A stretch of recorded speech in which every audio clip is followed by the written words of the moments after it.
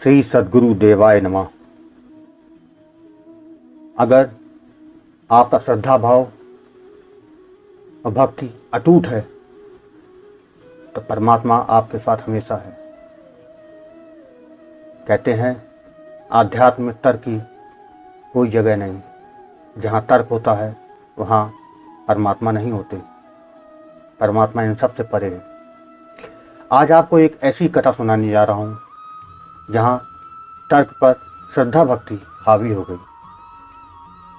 इस कथा को सुनाने से पहले जिन लोगों ने Gokul one Ayodhya YouTube channel को अभी तक सब्सक्राइब नहीं किया है उनसे विनम्र निवेदन है कि उस चैनल को सब्सक्राइब कर दें और बेल आइकन अवश्य दबा दें ताकि नए वीडियो की नोटिफिकेशन उनको समय समय पर मिलते रहें।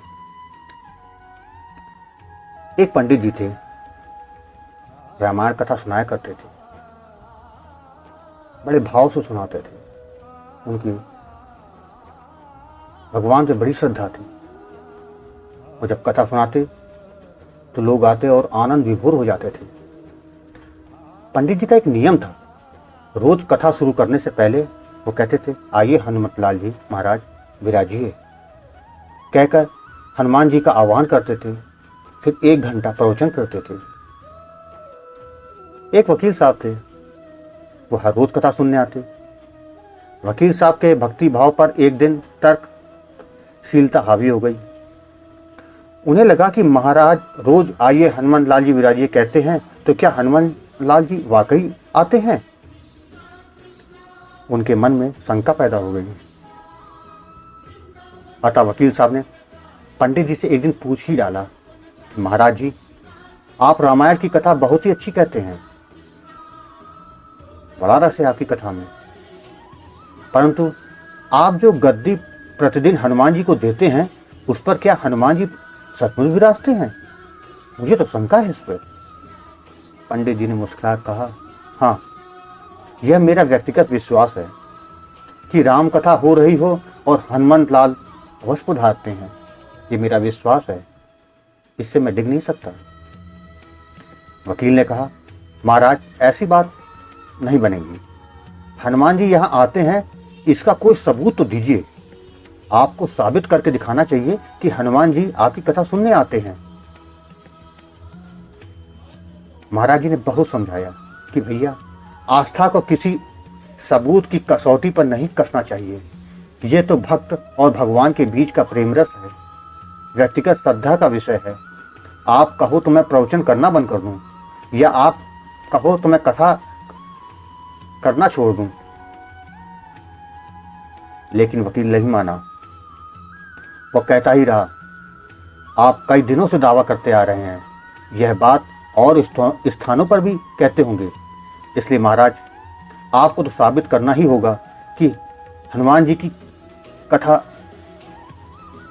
सुनने जरूर आ रहे हैं। इस तरह दोनों के बीच वाद विवाद होता रहा।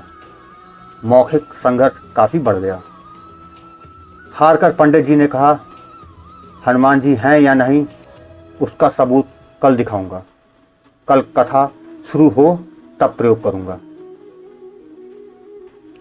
जिस गद्दी पर श्री हनुमान जी को विराजित होने को कहता हूं, आप उस गद्दी को आज अपने घर ले जाना। कल अपने साथ उस गद्दी को लेकर आना और फिर मैं कल गद्दी यहां रखूंगा। मैं कथा से पहले हनुमान जी को बुलाता हूं, कल भी बुलाऊंगा। फिर आप गद्दी ऊंची उठाना।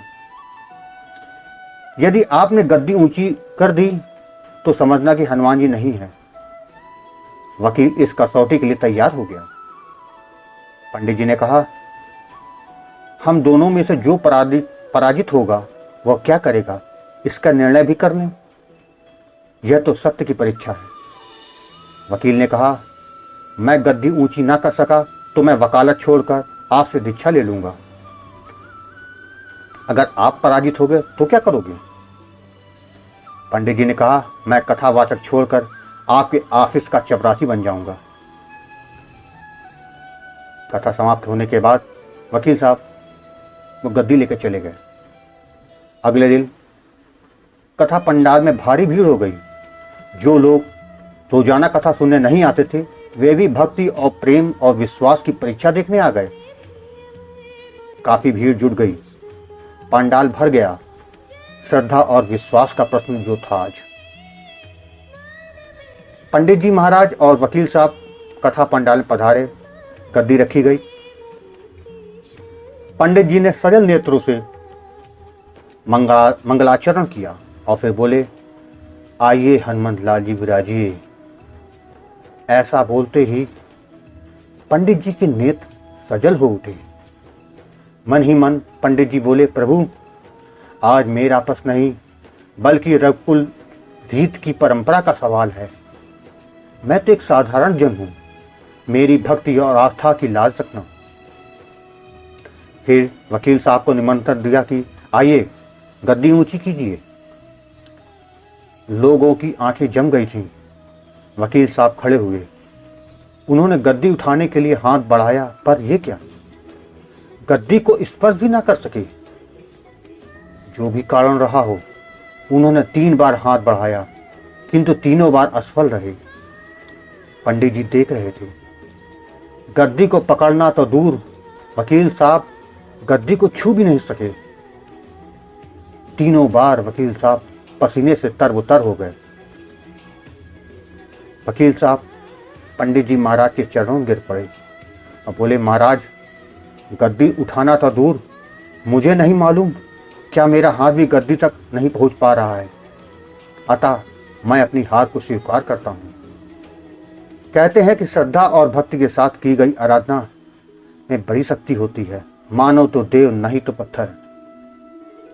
प्रभु की मूर्ति तो पाषाण की भी होती है, परंतु भक्त के भाव से उसमें प्राण प्रतिष्ठा होती है तो प्रभु विराजते हैं। बोलिए जय हनुमंत लाल जी की महाराज की जय। जय जय सीताराम। धन्यवाद।